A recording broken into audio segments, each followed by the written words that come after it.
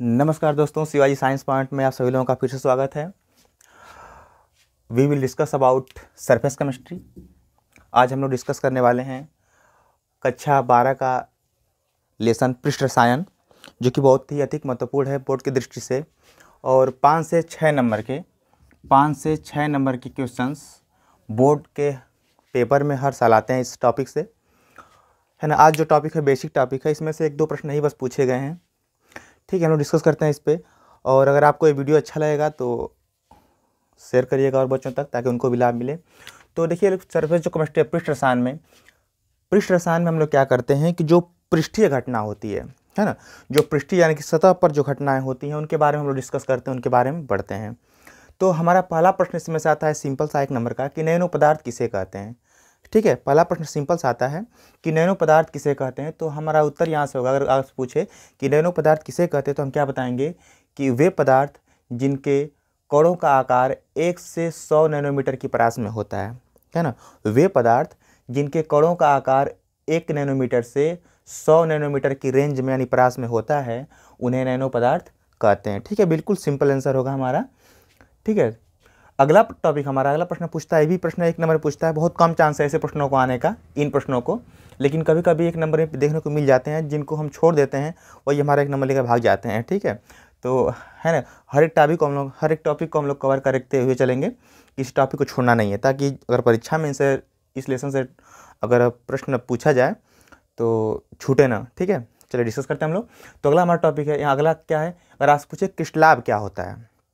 ठीक है, तो क्रिस्टलाभ किसे कहते हैं, बताएंगे कि वे पदार्थ जो पार्चमेंट झिल्ली जो होती है, जैविक झिल्ली होती है, जो जंतुओं की त्वचा से बनाई जाती है, चमड़े से बनाई जाती है। ठीक है, तो इसको हम कह सकते हैं कि वे पदार्थ जिनके कण पार्चमेंट झिल्ली से शीघ्रता से विसरित हो जाते हैं, उन्हें क्रिस्टलाभ कहते हैं। क्या बताएंगे, अगर आप पूछता है क्रिस्टलाभ किसे कहते हैं, तो क्या बताएंगे हम लोग कि वे पदार्थ जिनके कण पार्चमेंट झिल्ली, यानी कि इसको हम जैविक झिल्ली भी कहते हैं, चूँकि जंतुओं की त्वचा से बनाई जाती है, इसलिए इसको हम जैविक झिल्ली भी कह सकते हैं। तो आप यहाँ से भी कह सकते हैं कि वे पदार्थ जिनके कण जैविक झिल्ली से शीघ्रता से विसरित हो जाते हैं या जैविक झिल्ली से विसरित हो जाते हैं, उन्हें क्रिस्टलाभ कहते हैं। एग्जाम्पल की बात करें यहाँ पे, तो एग्जाम्पल में हो जाता है ग्लूकोज, चीनी, नमक, अम्ल क्षार और लवण इत्यादि। ठीक है, ये सभी क्या हैं, क्रिस्टलाभ हैं।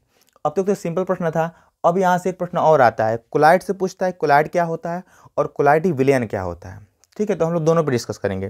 पहला हमारा प्रश्न क्या बनेगा, कोलाइड। तो कोलाइड की 2 अवधारणाएं दी गई हैं। एक अवधारणा जो दी गई है पुरानी, उसको हम प्राचीन अवधारणा कहते हैं कोलाइड की।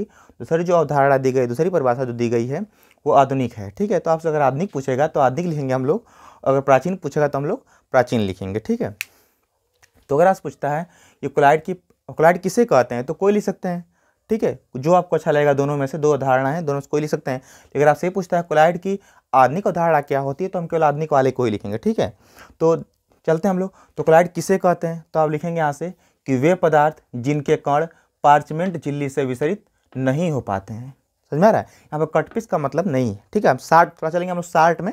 ठीक है, थोड़ा शार्ट में पढ़ेंगे। तो यहाँ से अगर पूछे कि कोलाइड किसे कहते हैं, तो हम क्या बताएंगे कि वे पदार्थ जिनके कण पार्चमेंट झिल्ली से विसरित नहीं हो पाते हैं, उन्हें कोलाइड कहते हैं। ठीक है, और कोलाइडी, अगर पूछते हैं कोलाइडी विलयन किसे कहते हैं, तो उसी में जोड़ देंगे, इसी लाइन में क्या करेंगे, जोड़ देंगे कि तथा इनसे निर्मित विलयन को कोलाइडी विलयन कहते हैं। ठीक है, यहाँ पर नेक्स्ट आधुनिक अवधारणा, यानी कि कोलाइड की या कोलाइडी विलयन की, दोनों से कोई पूछ दे, कोई दिक्कत नहीं है।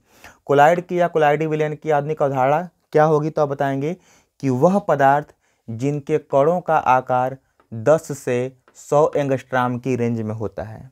ठीक है, यानी कि वह पदार्थ जिनके कणों का आकार 10 से 100 यानी कि 10 एंगस्ट्राम से 100 एंगस्ट्राम की रेंज में परास में होता है, उन्हें कोलाइड कहते हैं। तथा इनसे निर्मित विलयन को, यानी इनसे बने विलयन को कोलाइडी विलयन कहते हैं। ठीक है, तो दोनों हमारा हो जा रहा है इसी में, कोलाइड और कोलाइडी विलयन। ठीक है, अब अगला हमारा है, कभी कभी ये प्रश्न पूछा गया है, कोलाइडी विलयन या कोलाइडी निकाय के गुण बताइए।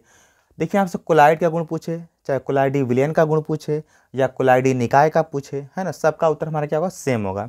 ठीक है, तो कोलाइडी विलयन का या कोलाइडी निकाय का पहला गुण क्या होता है कि जो कोलाइडी विलयन या कोलाइडी निकाय में जो कण होते हैं, वो या तो धन आवेशित होते हैं या फिर ऋण आवेशित होते हैं। ठीक है, या तो वो धनावेशित होते हैं या फिर ऋणावेशित होते हैं। पहला इसका क्या गुण हो गया। दूसरा गुण क्या होता है, दूसरा गुण हम लोग इसी परिभाषा में ही पढ़ चुके हैं कि पार्चमेंट झिल्ली से विसरित नहीं हो पाते हैं इनके कण। ठीक है, तो हमारा दूसरा क्या होगा कि, है ना, इनके कण पार्चमेंट झिल्ली से विसरित नहीं हो पाते हैं। दूसरा क्या होगा हमारा गुण इसका, कोलाइडी विलयन का दूसरा गुण क्या हो जाएगा यहाँ से कि इनके कण पार्चमेंट झिल्ली से विसरित नहीं हो पाते हैं। ठीक है, नेक्स्ट हमारा है थर्ड गुण। तो कोलाइडी विलयन कैसा निकाय, कोलाइडी निकाय कैसा निकाय है, तो कोलाइडी निकाय विषमांगी निकाय है जिसमें दो प्रावस्थाएं होती हैं। समझ में आ रहा है, कोलाइडी निकाय एक प्रकार का विषमांगी निकाय है जिसमें दो प्रावस्थाएं होती हैं। एक होती है परिचित प्रावस्था, दूसरा होता है परिक्षेपण माध्यम।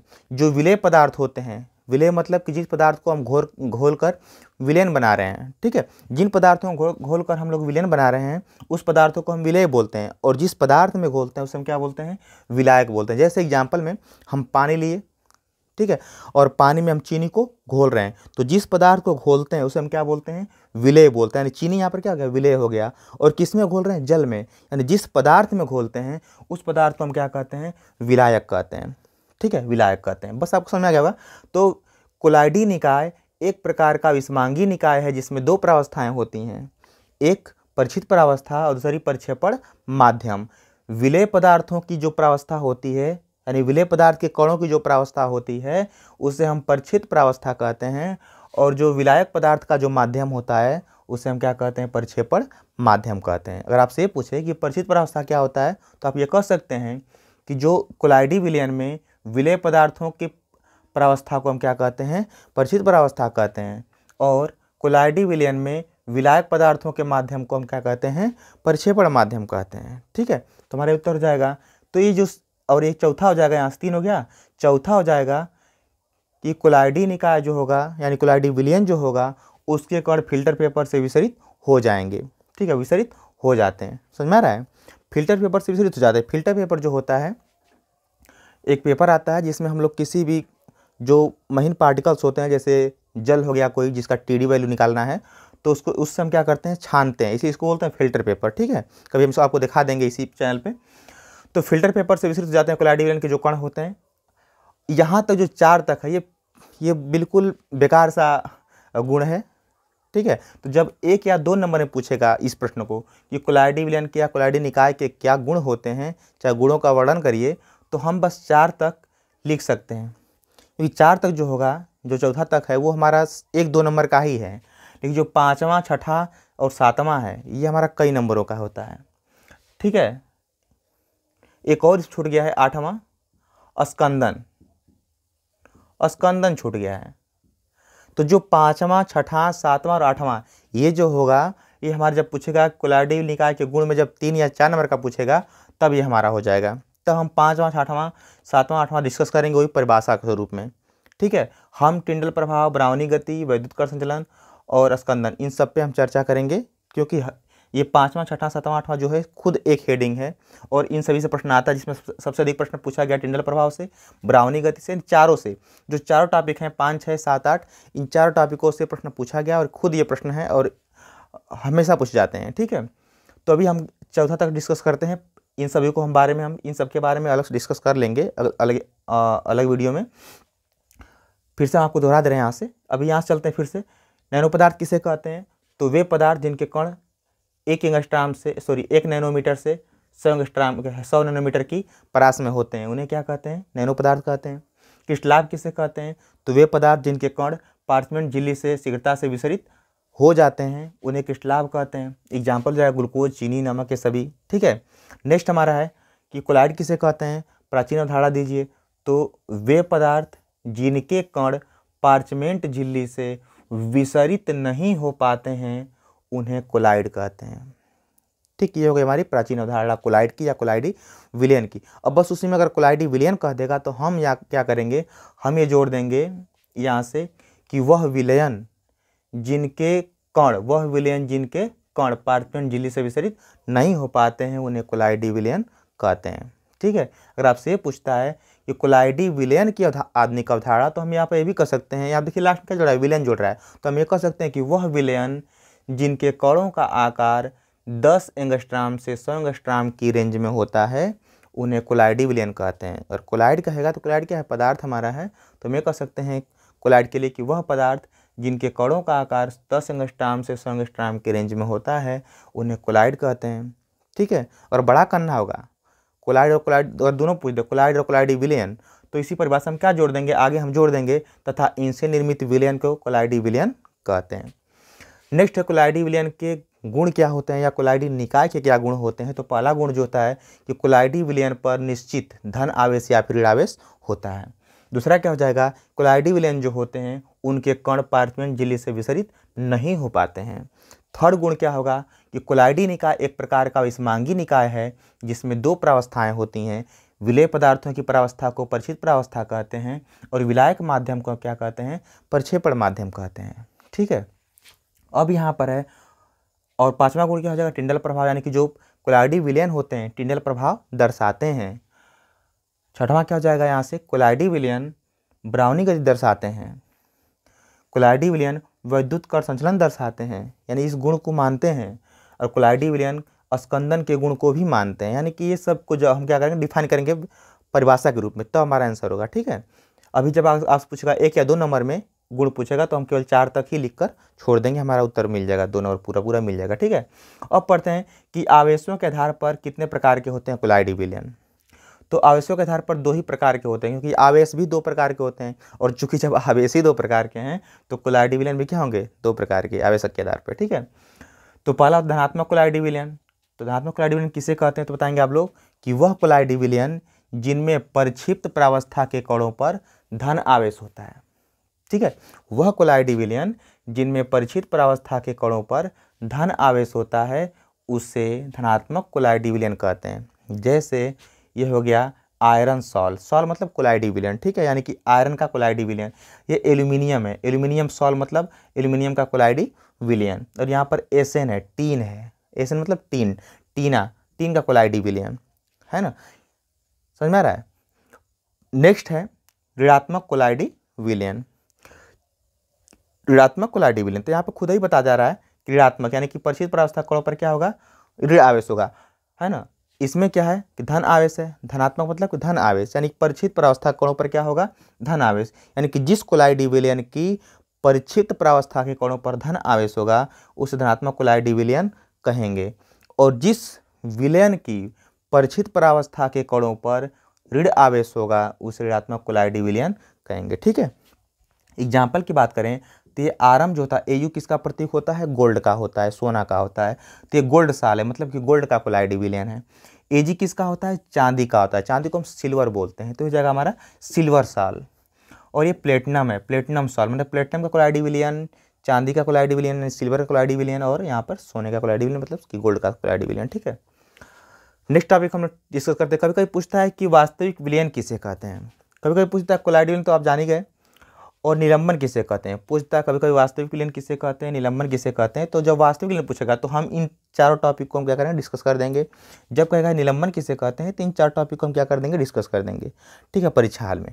लेकिन जब अंतर पूछ दे कि वास्तविक विलयन और निलंबन में क्या अंतर होता है, वास्तविक विलयन कोलाइडी विलयन में क्या अंतर होता है, तो अंतर इसे भी लिख सकते हैं ना हम लोग, अंतर भी हो जाएगा यहाँ से। देखिए, जैसे अगर पूछता है कि वास्तविक विलयन किसे कहते हैं तो हम क्या बताएंगे कि वास्तविक विलयन यानी कि जिनके कणों का आकार 10 एंगस्ट्रॉम से कम होता है, समझ में आ रहा है, वे पदार्थ जिनके, चाहे वह विलयन जिनके कणों का आकार, यहाँ पर क्या कर रहे हैं, कणों का आकार की बात कर रहे हैं। ठीक है, ये 4 टॉपिक पर हम डिस्कस करेंगे। तो जिनके कणों का आकार यानी कि जिस विलयन के कणों का आकार 10 एंगस्ट्रॉम से कम होता है उसे क्या बोलते हैं, वास्तविक विलयन कहते हैं। वास्तविक विलयन एक प्रकार का पारदर्शी विलयन है, पारदर्शी मतलब कि जो प्रकाश होगा इस विलयन से आर पार जा सकेगा। ठीक है, वास्तविक विलयन एक प्रकार का समांगी निकाय है या समांगी प्रकृति का होता है। इसकी जो प्रकृति है, इसका जो नेचर होता है वो समांगी होता है। समांगी मतलब कि इसके जो कण होंगे जिनको जिनको मिलाकर हम विलयन बनाए रहेंगे वो एक दूसरे में पूरा छिप जाए रहेंगे, यानी हम अलग अलग उनको देख ही नहीं पाएंगे, तो उसको हम क्या बोलेंगे, समांगी। और जब अलग अलग दिखाई देंगे तो उसको हम क्या बोलेंगे, विषमांगी।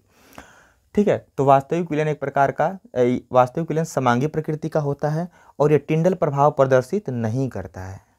ठीक, ये हो जाएगा वास्तविक विलयन की परिभाषा। अगर आपसे पूछता है निलंबन किसे कहते हैं तो बताएंगे निलंबन किसे कहते हैं, तो पहला लाइन क्या बता रही है, कणों के आकार के बारे में, यानी कि वह पदार्थ जिनके कणों का आकार 100 एंगस्ट्रॉम से अधिक होता है, 100 एंगस्ट्रॉम से अधिक होता है, उन्हें निलंबन कहते हैं।